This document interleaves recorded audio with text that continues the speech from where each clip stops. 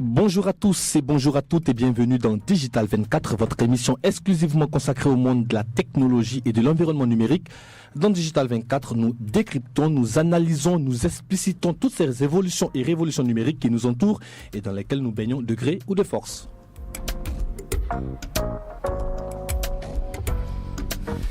Notre invité est déjà en place avec lui aujourd'hui. On parlera d'application mobile. C'est quoi une application mobile? Comment l'installer? Pourquoi l'utiliser? Et surtout, comment l'utiliser? Régis Bamba, bonjour. Bonjour Israël. Merci d'avoir accepté notre invitation. On te retrouvera dans la troisième partie de cette émission dans Digital Inside. À tout à l'heure.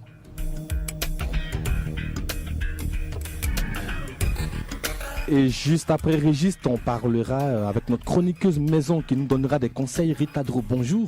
Bonjour Israël. Alors pour ce premier Digital Astuce, de quoi vas-tu nous parler? Nous parlerons des batteries de vos téléphones. Cet élément principal de vos portables, il a tendance à s'abîmer avec le temps, surtout plus vite quand on ne détient pas les recettes d'entretien. Donc je vous livrerai un tas dans quelques instants, surtout restez scotchés. À tout à l'heure. Et puis n'oubliez pas que Digital 24 c'est aussi le buzz, ce qui a retenu notre attention dans le monde des technologies ici ou ailleurs. Avant de dérouler toutes ces articulations, regardons les faits et événements qui ont marqué cette semaine dans Digital Actu. Bienvenue à vous si vous nous rejoignez à ce microphone Israël Yoruba. Je suis assisté à la réalisation par Franck Assi. Et n'oubliez pas, prenez des feuilles et des stylos car dans Digital Actu, il y a toujours de quoi annoter.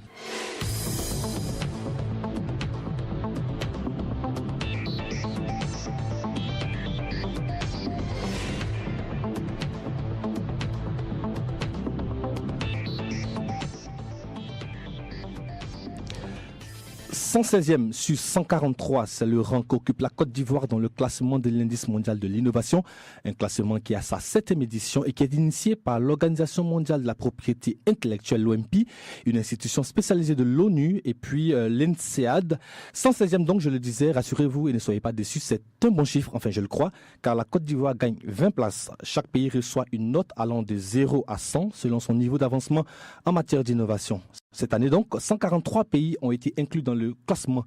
Qu'est-ce qui a joué en faveur de la Côte d'Ivoire pour qu'elle gagne 20 places en un an et qu'est-ce que cela implique? Nous avons posé la question à Diaby Mohamed qui est spécialiste des questions des technologies digitales. Voici ses éclairages. Le thème cette année, c'était le facteur humain dans l'innovation. Et donc, il s'agissait de déterminer le rôle des individus et des équipes dans le processus d'innovation.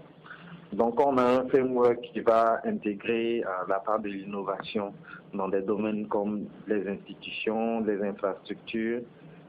C'est bien évident que la Côte d'Ivoire qui a lancé un gros programme d'infrastructures depuis 2-3 ans gagne des points et progresse ainsi de 20 places. Mais je pense qu'il ne faut pas forcément se satisfaire aussi de ces 20 places-là. La Côte d'Ivoire est aujourd'hui 116e. Derrière des pays comme le Burkina Faso, le Nigeria, le Malawi ou le Cameroun. Donc je pense qu'il y a encore beaucoup de travail à faire. En fait, ce que ça implique, c'est la reconnaissance déjà de la part de l'innovation. Aujourd'hui, tout le monde parle de développement, on parle d'émergence, mais il faut savoir que l'innovation a sa part et son rôle à jouer en fait dans ces mécanismes-là. Il faut l'intégrer un peu plus dans le capital humain, dans la recherche. Il faut l'intégrer dans les nouveaux mécanismes de marché qui vont permettre de mettre en place un environnement des affaires qui est intéressant. Il faut aussi donner de la place à l'innovation créative et tous les produits de l'innovation. Et c'est là le rôle que peuvent jouer tous les startups, tous les acteurs de l'innovation et de la technologie en Côte d'Ivoire. Diaby Mohamed, web entrepreneur et spécialiste des questions de TIC. Ericsson a présenté à Abidjan son rapport sur la mobilité en Afrique subsaharienne. C'était le 27 juin dernier à l'hôtel Ivoire d'Abidjan. En gros, les conclusions de ce rapport montrent qu'au cours des 5 prochaines années, le trafic d'appels vocaux en Afrique subsaharienne va doubler. Ericsson prévoit 930 millions d'abonnements mobiles avec 557 millions de smartphones et 710 millions d'abonnements au débit. Les pays et les populations seront tous connectés. La Côte d'Ivoire fait-elle partie de cette planification du leader mondial des technologies de communication? Voici la réponse de Nicolas Blixel. Il est le vice-président de la région subsaharienne d'Ericsson. C'est d'être participants et de contribuer à la Network Society, une société en réseau. Comme aujourd'hui à cette conférence, l'ambition était de discuter avec les différents acteurs pour voir les obstacles que nous avons, et nous avons conclu qu'il faut qu'on discute plus pour qu'on se mette d'accord pour accélérer le développement, pour que la société se développe, les individus se développent et les entreprises se développent. Au Kenya, la Banque centrale du pays annonce 31 milliards de francs de transactions faites entre les téléphones mobiles. Il faut préciser que les clients kenyans ont également recours à des banques pour leurs transactions, car ces dernières ont adapté leur système avec les acteurs du mobile money. Un exemple qui devrait servir ici en Côte d'Ivoire. Pour l'instant, l'argent mobile est également utilisé en général pour payer les factures. Autre escale, autre pays, l'Afrique du Sud. Samsung y ouvrira bientôt une usine. L'information a été donnée par Stéphanie Bosman, porte-parole du bureau sud-africain du géant coréen. L'usine sera implantée dans la zone franche de Dube Trade Port, dans la partie est de Durban. Il faut souligner que Samsung sera le premier à s'implanter dans cette zone franche, comme l'indique Lionel October, l'un des responsables du commerce et de l'industrie du pays. Et puis refermons cette lucarne actualité avec cette info bien de chez nous. Si l'envie vous prend de vouloir passer le concours d'entrée à l'École nationale d'administration ENA, sachez que vous pouvez le faire sur Internet dès ce lundi 28 juillet 2014 et ce jusqu'au 29 septembre. Rendez-vous simplement sur le site www.ena.ci, www.ena.ci. Une fois sur le site, vous cliquez sur l'onglet concours, puis inscription en ligne et puis suivez les instructions. Tout de suite, Digital Buzz. Tu entends parler ici et là et tu te dis, mon Dieu, qu'est-ce que c'est? Mais c'est le buzz, quoi. C'est dans Digital 24.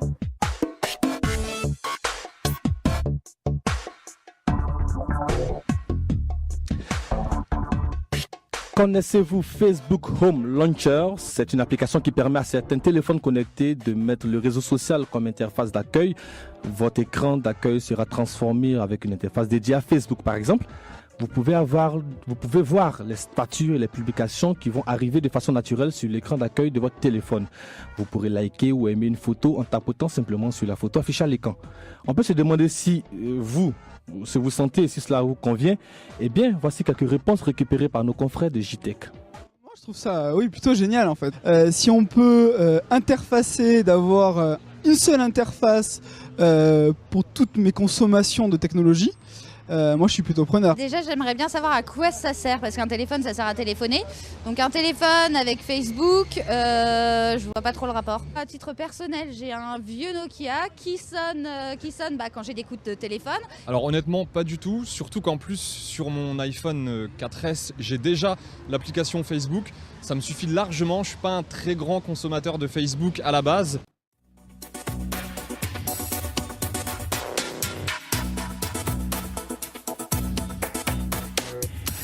Et puis, si vous êtes intéressé par cette application, rendez-vous dans le Google Store, qui est l'espace où on achète des applications pour Android. Et puis, tapez Facebook Home, c'est gratuit. D'ailleurs, c'est quoi une application mobile? Notre invité nous l'expliquera tout en long et en live, c'est dans Digital Inside.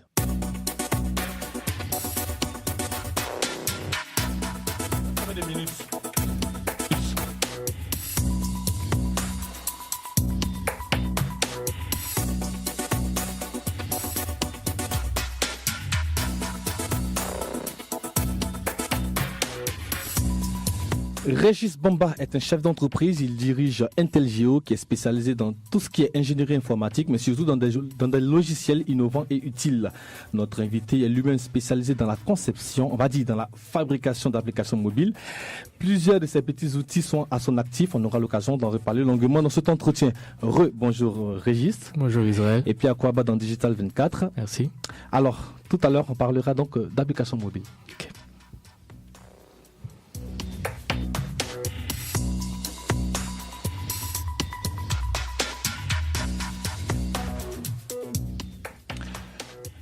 Régis Bamba, première question tout de suite, c'est quoi une application mobile? Ok, dans application mobile, vous avez deux termes, vous avez application et mobile. Ce sont donc des logiciels applicatifs destinés à des terminaux mobiles, communément appelés smartphones. Alors, donc les smartphones, ce sont des téléphones connectés, intelligents. Voilà, ce sont des téléphones qui permettent de faire un peu plus que ce qu'un téléphone normal peut faire. Plus qu'appeler et envoyer des SMS. Justement, et ces applications sont ces programmes-là qui nous permettent de mener ces actions. D'accord. Est-ce que tout le monde peut fabriquer une application mobile? Non, ce n'est pas donné à tout le monde. Alors, il faut comme compétence? D'abord, il faut être ce qu'on appelle un développeur. D'accord. C'est-à-dire connaître le code.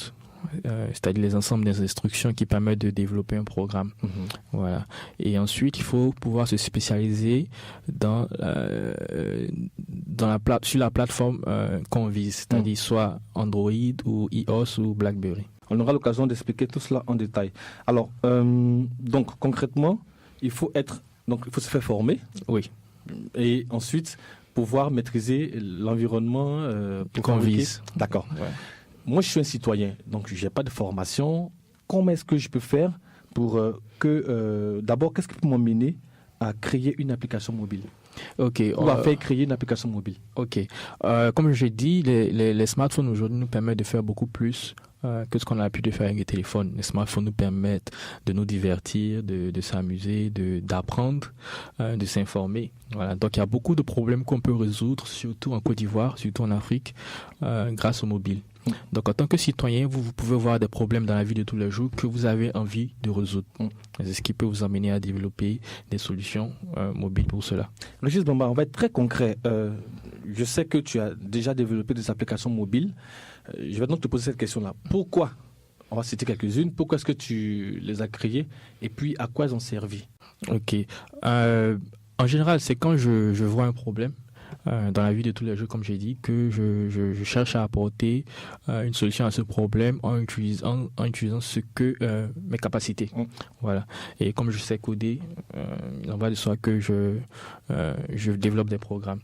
Des applications que j'ai développées, il y a Taxi Tracker, dont vous avez sûrement entendu parler, qui te permet par exemple d'envoyer ta position à tes proches quand tu te déplaces. Ta position géographique en déplacement. Voilà, ça c'est un cas palpable d'application utile. Et on peut rappeler que cette application a été développée à la suite de l'affaire Awa Fatiga. Exactement. Qui a été agressé par un taxi qui est mort par la suite. Voilà, et c'est ce qui vraiment m'a motivé à développer un petit outil facile à télécharger, gratuit, qui puisse permettre à tout le monde d'informer ses proches pendant... Ça veut dire quoi? Comment ça fonctionne pratiquement? Pratiquement, vous téléchargez l'application, vous l'installez sur votre téléphone et puis au moment où vous déplacez, vous renseignez des éléments. Et l'application utilise les capacités du téléphone telles que le GPS pour envoyer votre position à vos proches. D'accord. Puis il y a d'autres applications. Alors j'aime bien ça, que les femmes aussi l'aiment bien, Veille de Baby. Oui, Veille de Baby, c'est une application toute fun qui a été développée en interne par nos stagiaires, des jeunes filles, qui en avaient marre justement des coups bas des hommes. Donc elles se sont dit pourquoi pas faire un mini réseau social sur une application pour partager un peu les histoires fun. Et à partir de téléphone portable. À partir d'un téléphone portable, sans quitter son téléphone portable. Et je pense qu'il y a aussi une application sur la Constitution ivoirienne. Oui, celle-là, c'était ma première application mobile. Je crois que c'était en 2012. Je cherchais à faire des démarches particulières et puis je me suis rendu compte qu'il n'y avait pas vraiment de texte en matière de droit sur la droit ivoirien sur le net. Donc j'ai essayé de chercher un peu et puis j'ai dit pourquoi pas mettre tous ces textes sous format mobile dans une application. D'accord. Alors comment ça marche concrètement? Pour moi qui suis citoyen, comment est-ce que j'arrive à mettre mon application que j'ai fait fabriquer sur Internet ou sur une plateforme pour que les gens la téléchargent? Ouais, donc après avoir passé le processus de développement qui est très long, c'est-à-dire de la construction, de la fabrication de l'application. Voilà, lorsque vous êtes prêt à distribuer l'application, vous allez d'abord définir le coût de l'application. Qu'est-ce que ça vous a coûté? Comment est-ce que vous allez récupérer l'argent que vous avez investi dans la conception? En général, en Afrique, vous êtes obligé d'avoir l'application gratuite parce que problème de paiement. Voilà. Donc, une fois que vous avez fini de concevoir tout ça, vous allez choisir un marché d'application. Okay. Dépendamment de votre plateforme, il y a des marchés principaux. Sur Android, c'est le Google Play, la petite icône que vous voyez sur votre téléphone. Sur iOS, c'est le App Store. D'accord. Voilà. Et il y a aussi, il y en a sur... il y en a sur Windows Phone, BlackBerry et tout ça. On va bien préciser, et sans faire de publicité, que tout ce qui est Android, c'est ce qu'on trouve en général sur Samsung, HTC, Sony, Alcatel. Voilà. Et puis tout ce qui est iOS, c'est tout ce qui est Apple. Tout ce qui est iTunes, iPhone, iPad. Voilà, c'est ça. Et puis également tout ce qui est Windows Phone concerne Microsoft. Voilà. Et puis il y a également aussi pour BlackBerry. BlackBerry qui est une marque malheureusement en déclin. Oui. Qui va disparaître d'ici quelques années. Bon, c'est pas rassurant pour ceux qui ont des BlackBerry. D'accord. Alors, question qui fâche. Est-ce qu'il faut payer pour télécharger une application? D'abord, est-ce qu'il faut payer pour mettre une application sur ces marchés d'applications? Ensuite, est-ce qu'il faut payer pour télécharger? Oui, il faut d'abord, la première question, il faut payer pour mettre ces applications sur Google Play ou sur iTunes. Sur Google Play, ça ne coûte que $25 payable une seule fois. Sur iTunes. Par application? Non, juste une fois. D'accord. Vous ouvrez votre compte avec $25, c'est-à-dire environ 13 000 et c'est bon. Sur iTunes, sur App Store, vous devez payer $100 par année, $99 par an. Environ 40 000 francs. Voilà, par an. Voilà. À partir de là, vous pouvez mettre autant d'applications que vous voulez. Maintenant, si vous vendez des applications, soit Apple, soit Google récupère environ 30% de vos bénéfices, des ventes. C'est-à-dire que si tu vends une application à 100 000 francs, ils prennent 30 000 francs. Ils payent 30 000 francs, voilà, exactement. Okay. Aujourd'hui, les applications ne sont pas seulement que pour les téléphones intelligents, ce qu'on appelle les smartphones, on l'a dit. On parle de tablettes, de montres, même des applications aussi pour les téléviseurs. Est-ce que les applications, c'est une application valable pour tous les supports ou bien à chaque support, son application? Ok, c'est une très belle question. L'homme a tellement besoin de communiquer et on le fait tellement bien qu'aujourd'hui, nous sommes envahis par l'information. Ce qui fait qu'on va au-delà de l'ordinateur normal, on va même jusqu'à avoir des montres, des lunettes et des chaussures connectées. Donc, concrètement, pour développer, ce qu'ils ont fait, c'est que les mêmes plateformes qu'on trouve sur le mobile se retrouvent aussi sur les montres et sur les téléphones, et sur les montres, sur les lunettes et sur les chaussures. Donc, quand vous développez une application sur le mobile, il faut juste un tout petit peu d'adaptation pour que ce même programme marche sur la montre, sur les lunettes et puis sur les lunettes. Oui, Google Glass, vous n'avez jamais entendu parler. D'accord, ça veut dire quoi? On peut avoir des lunettes? Des lunettes qui vous permettent de capturer des vidéos en live par un clin d'œil, ou bien de faire une recherche par la voix, ou bien de regarder un film comme si vous étiez au cinéma.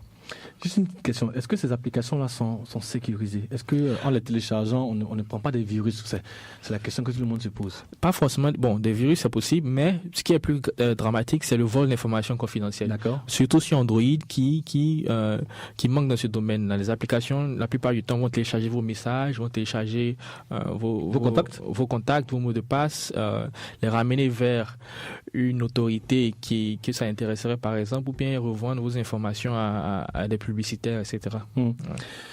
Alors, comment est-ce qu'on peut empêcher d'avoir ce genre de problème-là? Le premier réflexe, c'est lorsqu'on télécharge une application, c'est de regarder les permissions que demande cette application. Oui, c'est vrai qu'en général, on fait tout de suite OK, on valide sans vraiment lire. Sans vraiment lire. Mais il faut faire attention. Si, par exemple, vous téléchargez une application de torche, l'application n'a pas à fouiller dans vos SMS. Donc tout de suite, ça doit vous inspirer un doute quand vous voyez une application de torche qui demande la permission d'accéder à vos SMS. Il y a un guide sur roche. Ouais. Voilà. Et puis après, c'est une histoire de confiance. Est-ce que vous faites confiance à l'éditeur pour pouvoir protéger vos données? Voilà. Comment est-ce que, on l'a dit, sur les différents marchés, les différentes plateformes, mais comment est-ce que je peux télécharger une application? Comment est-ce que je télécharge? Quel est le procédé? C'est très simple. En général, dans votre application, vous avez une icône qui ressemble à un panier. Dans votre téléphone, vous avez une icône d'application qui ressemble à un panier qui s'appelle en général le marché, le store ou bien le marché. Sur Android, c'est Google Play. Sur iOS, c'est iTunes, App Store, ouais. Voilà. Et donc, quand vous cliquez là, vous accédez à un catalogue qui est comme un kiosque numérique d'applications. Il y en a des millions. Et vous n'avez qu'à chercher, c'est classé par catégorie. Vous pouvez chercher une application précise ou bien juste chercher les meilleures applications dans des catégories. Régis Bomba, merci beaucoup d'avoir été avec nous. Et puis, il me semble que tu as un blog. Oui, regisbomba.com, où je parle d'entrepreneuriat et de technologie. D'accord. Et puis également, si vous êtes sur Twitter, que vous cherchez Régis Bomba, Twitter ou Facebook, c'est pareil, c'est Régis Bomba sur Facebook et Régis Bomba sur Twitter. En tout cas, merci beaucoup d'avoir été avec nous. Je vous en prie. Et puis, Digital 24, dernière articulation, c'est dans le Digital Astuce.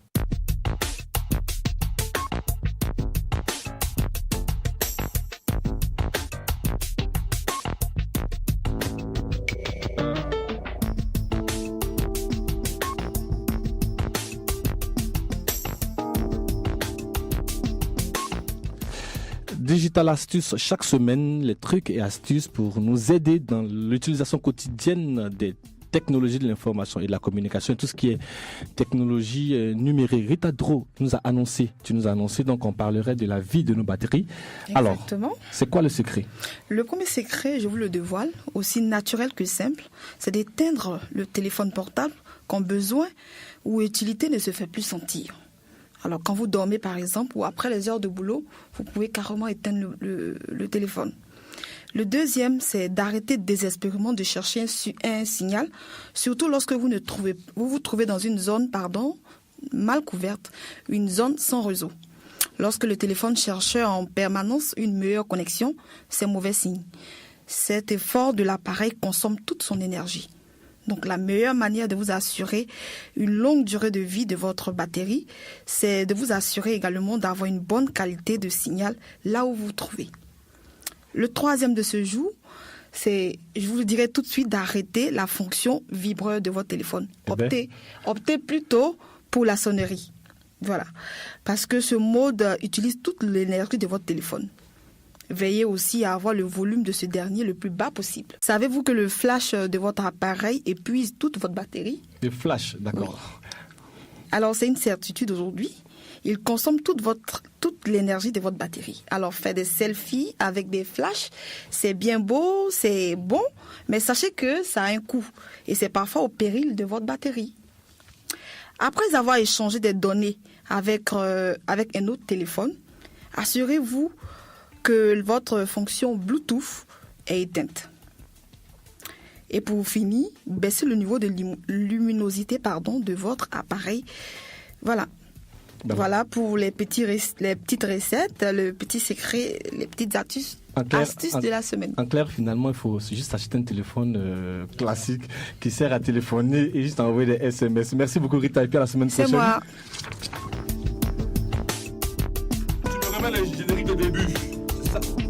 Le générique de début, c'est ce que j'ai fini.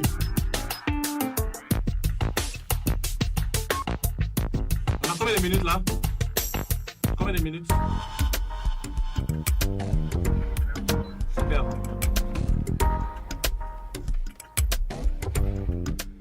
Digital 24 minutes pour boucler, c'est tout pour aujourd'hui. Nous avons eu beaucoup de plaisir à être en votre compagnie. Nous, c'est Franck Assi qui assure de main de maître la réalisation, le studio Mosaïque pour la production de cette émission. Merci également à Rita Dro. Et puis, à la voix, à l'instant, c'est votre serviteur Israël Yoruba. Rendez-vous dans 7 jours. Bye bye.